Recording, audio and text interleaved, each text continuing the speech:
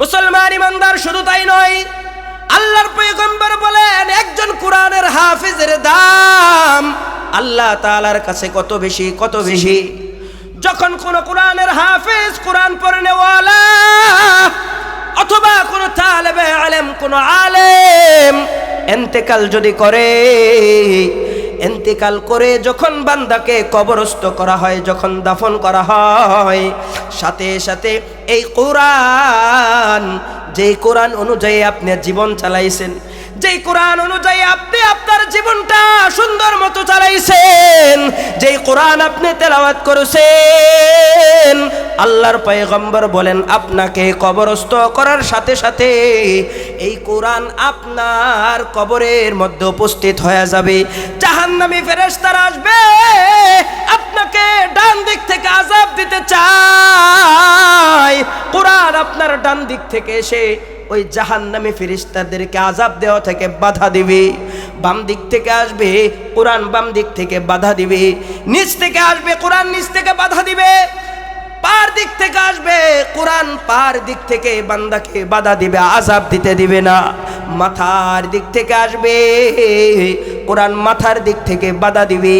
যখন জাহান্নামী ফেরেশতারা সব দিক থেকে বাধাগ্রস্ত হইয়া আল্লাহর দরবারে যাবে, আল্লাহকে যা বলবে, আল্লাহ তোমার নাফরমান বান্দাটাকে আমি আযাব দেওয়ার জন্য সেখানে গিয়েছিলাম, কিন্তু কোত্থেকে যেন একটা কিতাব এসে আমাকে আযাব দিতে দিচ্ছে না, কি করব? এবার আল্লাহ পাক রব্বুল আলামিন কোরআনকে ডাক দিয়ে বলবে, ওই কোরআন শুনে নাও, আমার বান্দা রাতে সমস্ত মানুষগুলা ঘুমাই গেছে, সমস্ত মানুষগুলা দুনিয়ার দান্দার জন্য, বিভিন্ন উপার্জন করার জন্য লিপ্ত ছিল, কিন্তু আমার বান্দা কোনো দুনিয়ার মধ্যে ধান্দা ছিল না, দুনিয়া কামায়ের জন্য আমার বান্দা কোনো দান্দা ছিল না। রাতের গভীরে উঠে উঠে আমার কোরআন তেলাওয়াত করার জন্য আমার বান্দা কোরআনের ভালোবাসায় ঘুমাইতে পারে নাই। আমার বান্দা রাত দিন আমি আর কোরআনকে ভালোবেসেছে, আমি এর কোরআনকে বড় মহব্বত করেছে। যাও যাও যাও, তোমরা চলে যাও, আমার বান্দাটাকে কবরের মধ্যে জান্নাতি বিছানা বিছায়। এত দামি এক গ্রন্থ, পৃথিবীর এমন কোনো লেখক নাই যে লেখক তার গ্রন্থ লেখার পর চ্যালেঞ্জ করতে পারে যে লেখার মধ্যে কোনো ভুল আছে। কিন্তু এই কোরআন এমন একটা কিতাব, তানজিলুম মির রব্বিল আলামিন, যা নাজিল হয়েছে বিশ্ব জগতের প্রতিপালক আল্লাহ পাকের পক্ষ থেকে, সুবহানাল্লাহ। এবং আল্লাহ পাক রব্বুল আলামিন সূরা বাকারার শুরুতে চ্যালেঞ্জ করছেন, জালিকাল কিতাব, এমন এক কিতাব লা রাইবা ফি, তাতে কোনো সন্দেহ নাই। সুবহানাল্লাহ, এত দামি এক কিতাব। এই কিতাব আসলো কিভাবে?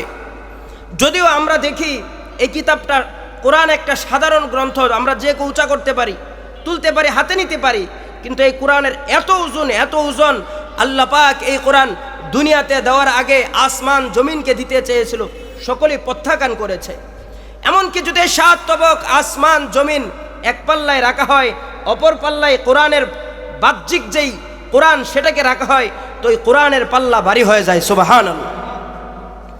আল্লাহ পাক রব্বুল আলামিন বলেন, ওয়ামান ইন্না আরাদনাল আমানাতা আলাস সামাওয়াত ওয়াল আরদি ওয়াল জিবাল فأبين أن يحملنها وأشفقن منها وحملها الإنسان।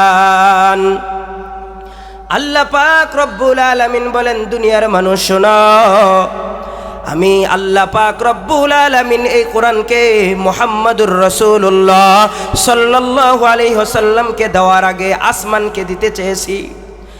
আসমান ডাক দিয়া বলে, আল্লাহ এই কোরআন যদি তুমি আমাকে দাও, আমি আসমান তুলার মতো উড়তে থাকবো। বলেন না আল্লাহু আকবার। আসমান প্রত্যাখ্যান করেছে, আল্লাহ এই কোরআন বহন করার মতো ক্ষমতা আমার নাই। ও আল্লাহ, দয়া করে মায়া করে এই কোরআনটা তুমি আমার উপর অবতরণ করিও না। এরপর আল্লাহ পাক রব্বুল আলামিন এই কোরআনটা জমিনকে দিতে চায়। জমিন ডাক দিয়া বলে, আল্লাহ আমাকে যদি তুমি এই কোরআনটা আমার উপর অবতরণ করো, আমাকে যদি এই কোরআনটা তুমি আমাকে দাও, তাহলে আমি জমিন নিচের দিকে ডেবে যাব, আমার অস্তিত্ব থাকবে না। আল্লাহ পাক রব্বুল আলামিন এরপরে কোরআনটা পাহাড়কে দিতে চায়। পাহাড় ডাক দিয়া বলে, আল্লাহ যদি এই কোরআন তুমি আমাকে দাও, তাহলে আমি পাহাড় অস্তিত্ব থাকবে না, চূর্ণ বিচূর্ণ হয়ে যাব। এরপর দুনিয়ার সব সৃষ্টি যখন এই কোরআনটা আল্লাহ তাআলার পক্ষ থেকে ধারণ বহন করতে অস্বীকৃতি জানায়, এরপর আল্লাহ পাক রব্বুল আলামিন এই কোরআনটা আপনার আমার নবী বিশ্বনবী মুহাম্মদুর রাসূলুল্লাহ সাল্লাল্লাহু আলাইহি ওয়াসাল্লামের উপর অবতরণ করেন। বলেন না সুবহানাল্লাহ। আল্লাহর পয়গম্বর হেরা পর্বতে ধ্যানে মগ্ন। দীর্ঘদিন যায়। আম্মা জান আয়েশা রাদিয়াল্লাহু তাআলা আনহা থেকে বর্ণিত, সহিহ বুখারীর শুরুতে হাদিসটা এসেছে। আম্মা জান আয়েশা বলে, আল্লাহর পয়গম্বর হেরা পর্বতে ধ্যানে মগ্ন, দীর্ঘদিন পর্যন্ত সেখানে ইবাদত গুজার করতেন। এক পর্যায়ে হঠাৎ একদিন জিবরাইল আলাইহিস সালাম আল্লাহর পয়গম্বরের কাছে এসেছে। বলেন, পয়গম্বর আপনার কাছে আমি আল্লাহর পক্ষ থেকে কোরআন নিয়েছি, বলেন ইকরা। পয়গম্বর বলেন, মা আনা বিকারি, কি পড়ব ভাই জিবরাইল, আমি তো কোনোদিন পড়ালেখা করি নাই, আমি তো কোনো কিছু জানি নাই, কি তেলাওয়াত করব ভাই। জিবরাইল বলেন ইকরা। পয়গম্বর আবার বললেন, মা আনা বিকারি, তৃতীয়বার বললেন ইকরা। পয়গম্বর তৃতীয়বার কি জবাব দেয়, মা আনা বিকারি। চতুর্থবার জিবরাইল আল্লাহর পয়গম্বর সাথে বুকটা চাপ দিয়ে ছেড়ে দিয়ে বলেন ইকরা। পয়গম্বর এবার পড়া শুরু করে দিলেন। আল্লাহর পয়গম্বর পড়তে শুরু করলেন, ইকরা বিসমি রাব্বিকাল্লাযী খলাক, খলাকাল ইনসানা মিন আলাক, ইকরা ওয়া রাব্বুকাল আকরাম আল্লাযী আল্লামা বিল কলাম। এবার পয়গম্বর একটানা 5 আয়াত পড়ে ফেললেন। চিৎকার দিয়ে বলেন না সুবহানাল্লাহ।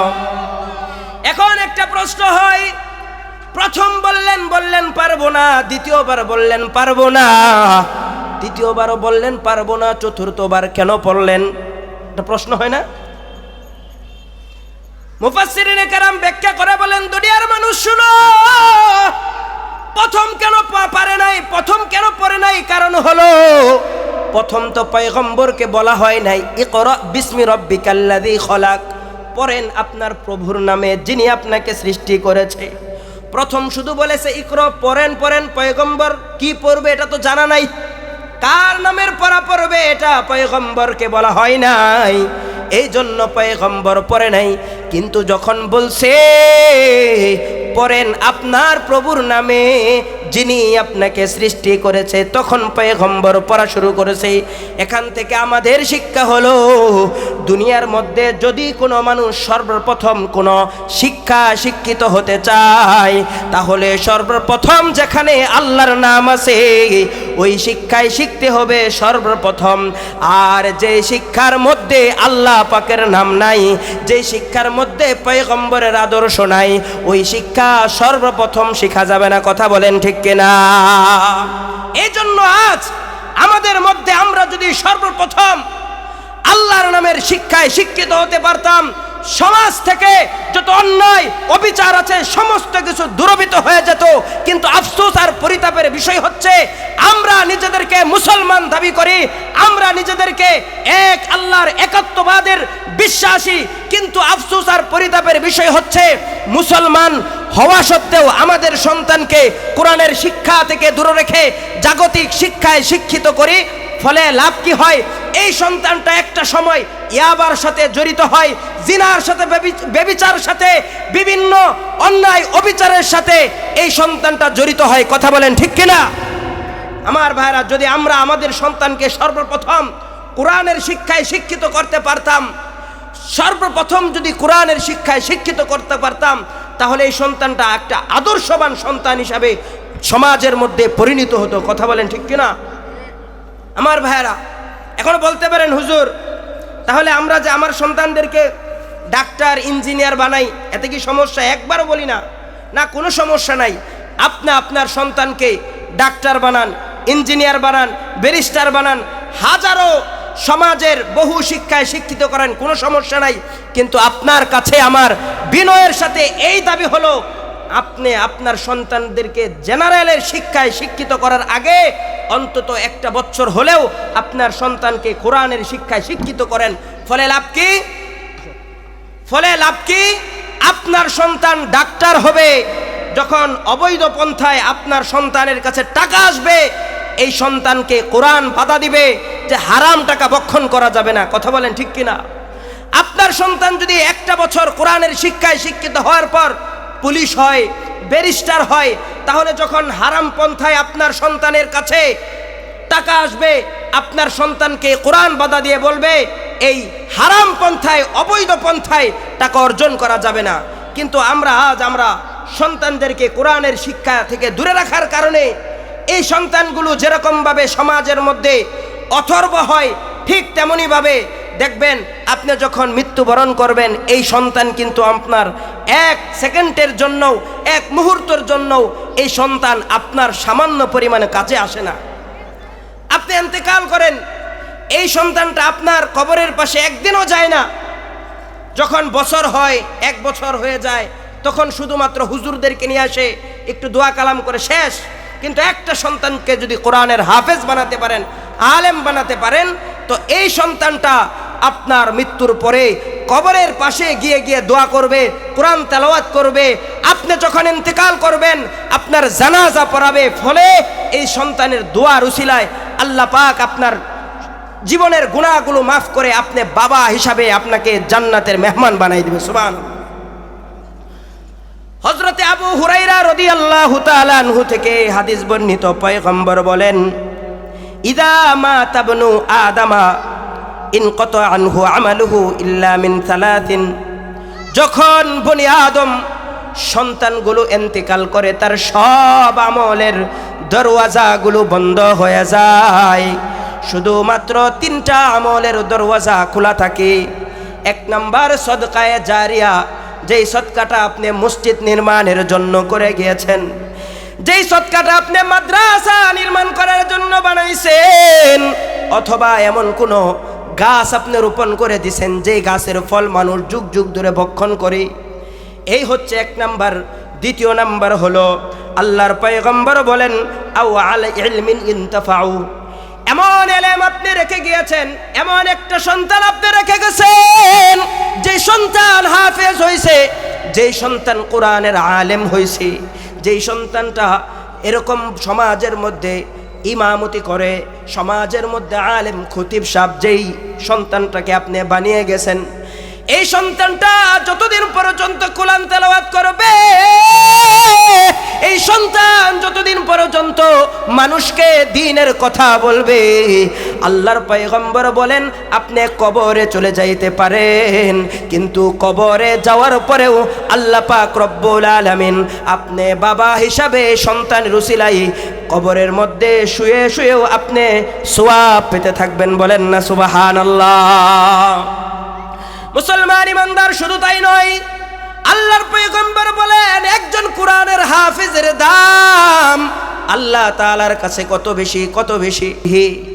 যখন কোন কোরআনের হাফেজ, কোরআন পড়নেওয়ালা, অথবা কোন তালেবে আলেম, কোন আলেম ইন্তেকাল যদি করে, ইন্তেকাল করে যখন বান্দাকে কবরস্থ করা হয়, যখন দাফন করা হয়, সাথে সাথে এই কোরআন, যেই কোরআন অনুযায়ী আপনি জীবন চালাইছেন, যেই কোরআন অনুযায়ী আপনি আপনার জীবনটা সুন্দর মতো চালাইছেন, যেই কোরআন আপনি তেলাওয়াত করেছেন, আল্লাহর পয়গম্বর বলেন আপনাকে কবরস্থ করার সাথে সাথে এই কোরআন আপনার কবরের মধ্যে উপস্থিত হয়ে যাবে। জাহান্নামী ফেরেশতারা আসবে, আপনাকে ডান দিক থেকে আযাব দিতে চায়, কোরআন আপনার ডান দিক থেকে এসে ওই জাহান্নামী ফেরেশতাদেরকে আযাব দেওয়া থেকে বাধা দিবে। বাম দিক থেকে আসবে কোরআন, বাম দিক থেকে বাধা দিবে। নিচ থেকে আসবে কোরআন, নিচ থেকে বাধা দিবে। পার দিক থেকে আসবে, কোরআন পার দিক থেকে বান্দাকে বাধা দিবে, আযাব দিতে দিবে না। মাথার দিক থেকে আসবে, কোরআন মাথার দিক থেকে বাধা দিবে। যখন জাহান্নামী ফেরেশতারা সব দিক থেকে বাধাগ্রস্ত হইয়া আল্লাহর দরবারে যাবে, আল্লাহকে যা বলবে, আল্লাহ তোমার নাফরমান বান্দাটাকে আমি আযাব দেওয়ার জন্য সেখানে গিয়েছিলাম, কিন্তু কোত্থেকে যেন একটা কিতাব এসে আমাকে আযাব দিতে দিচ্ছে না, কি করব? এবার আল্লাহ পাক রব্বুল আলামিন কোরআনকে ডাক দিয়ে বলবে, ওই কোরআন শুনে নাও, আমার বান্দা রাতে সমস্ত মানুষগুলা ঘুমাই গেছে, সমস্ত মানুষগুলা দুনিয়ার দান্দার জন্য, বিভিন্ন উপার্জন করার জন্য লিপ্ত ছিল, কিন্তু আমার বান্দা কোনো দুনিয়ার মধ্যে ধান্দা ছিল না, দুনিয়া কামায়ের জন্য আমার বান্দা কোনো দান্দা ছিল না। রাতের গভীরে উঠে উঠে আমার কোরআন তেলাওয়াত করার জন্য আমার বান্দা কোরআনের ভালোবাসায় ঘুমাইতে পারে নাই। আমার বান্দা রাত দিন আমি আর কোরআনকে ভালোবেসেছে, আমি এর কোরআনকে বড় মুহাব্বত করেছে। যাও যাও যাও, তোমরা চলে যাও, আমার বান্দাটাকে কবরের মধ্যে জান্নাতি বিছানা বিছাই দাও, আমার বান্দাটাকে তোমাদের আর আযাব দিতে হবে না, চলে যাও। এবার আল্লাহ পাক রব্বুল আলামিন ফেরেশতাকে ডাক দিয়ে বলবে, ও ফেরেশতা যাও, ইফতাহু বাবাম মিন বাবিন নার, ইফতাহু বাবাম মিন বাবিল জান্নাহ, যাও যাও যাও, জান্নাতি দরওয়াজাগুলো উন্মুক্ত করে দাও। ওয়া আফরিশু ফিরাশাম মিনাল জান্নাহ, আমার বান্দার কবরের মধ্যে জান্নাতি বিছানা বিছাই দাও, আমার বান্দা কবরের মধ্যে শুয়ে শুয়ে জান্নাতি বিছানার মধ্যে শুয়ে থাকবে, এবং জান্নাতে আবহাওয়া আমার বান্দার কবরের মধ্যে আসতে থাকবে। ওই কোরআন পড়নেওয়ালা বান্দা কবরের মধ্যে আরামের বিছানায় শুয়ে থাকতে থাকতে এক পর্যায়ে কিয়ামত হয়ে যাবে। আল্লাহর পয়গম্বর বলেন, এই জান্নাতি বান্দা, কোরআন পড়নেওয়ালা বান্দা যখন কবরের থেকে হাশরের ময়দানে উঠবে, আল্লাহর পয়গম্বর বলেন, হাদিসটি এসেছে আবু দাউদের 1464 নং হাদিসের মধ্যে এসেছে। হযরতে ইমাম আবু দাউদ রাহমাতুল্লাহ আলাইহি বর্ণনা করেন, আব্দুল্লাহ ইবনে আমর রাদিয়াল্লাহু তাআলা আনহু قال রাসূলুল্লাহ সাল্লাল্লাহু আলাইহি ওয়াসাল্লাম, এই জান্নাতি বান্দা কবরের মধ্যে আরামের বিছানায় ঘুমানোর পরে যখন হাশরের ময়দান কায়েম হয়ে যাবে, এই কোরআন পড়নেওয়ালা বান্দাকে আল্লাহ পাকের পক্ষ থেকে বলা হবে, ইকালু লি সাহিবিল কুরআন ইকরা ওয়ারতাকি ওয়ারাতিল কামা কুনতা তুরতালু ফিদ দুনিয়া। এ জান্নাতি বান্দা, এ কোরআন পড়নেওয়ালা হাফেজ, পড়তে থাকো। দুনিয়ার মধ্যে যেরকম ভাবে কোরআন তেলাওয়াত করতে, দুনিয়ার মধ্যে যেরকম ভাবে তুমি আমি আল্লাহর কোরআনকে ভালোবেসে পড়তেছিলে, অতএব আজও পড়তে থাকো এবং উপরের দিকে উঠতে থাকতো। এক বিশাল এক জান্নাত ওই হাফেজ কোরআনের সম্মুখে দেওয়া হবে, বলতে থাকবে, কোরআন পড়তে থাকো, কোরআন পড়তে থাকো আর উঠতে থাকো। কিতাবের মধ্যে এসেছে, এই হাফেজ কোরআন পড়তে থাকবে, একটা করে আয়াত পড়বে, একতলা করে উঠবে। কোরআনের মধ্যে 6066 গুলো আয়াত আছে। কিতাবের মধ্যে বলেছে, বান্দা এই হাফেজ কোরআনটা একটা করে আয়াত পড়তে পড়তে 6066 তালা পর্যন্ত বান্দা পড়ে পড়ে উপরে চলে যাবে। আল্লাহ বলবে, এটাই তোর জান্নাত, এটাই তোর চিরস্থায়ী বাসস্থান। বলেন না সুবহানাল্লাহ। আমার ভাইরা, এই কোরআন এত দাম, এই কোরআন এত দাম। কোরআনের দিকে যদি বান্দা শুধুমাত্র নজরটা বোলায় তাও সওয়াব, কোরআন যদি কেউ ভালোবেসে চুমা খায় তাও সওয়াব, কোরআন যদি কেউ তিলাওয়াত করে প্রত্যেক অক্ষরে অক্ষরে আল্লাহর পয়গম্বর বলেন বান্দাকে 10টি করে নেকি দেওয়া হবে। সুবহানাল্লাহ। মুসলমান ইমানদার, এই কোরআন এত দাম, এই কোরআনের এত দাম।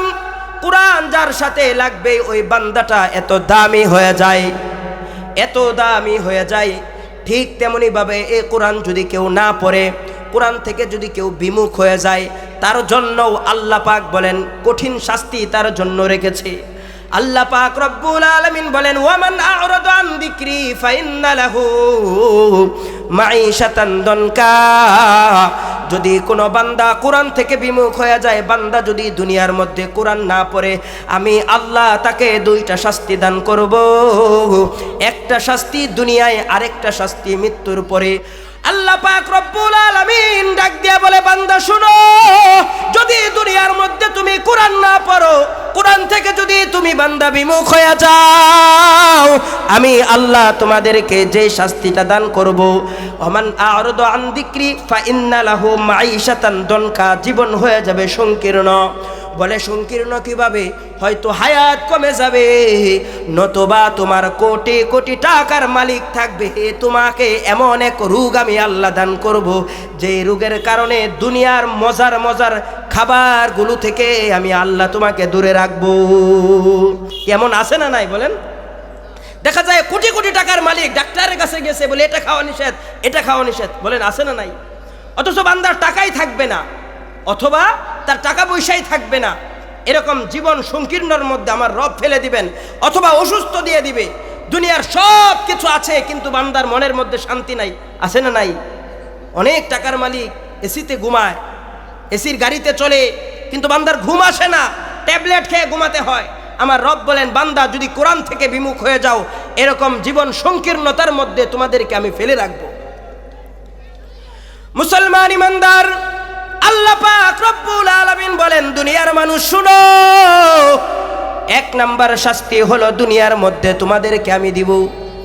এক নাম্বার শাস্তি, দুনিয়ার মধ্যে আমি তোমাদেরকে সংকীর্ণ জীবন দান করব। নতুবা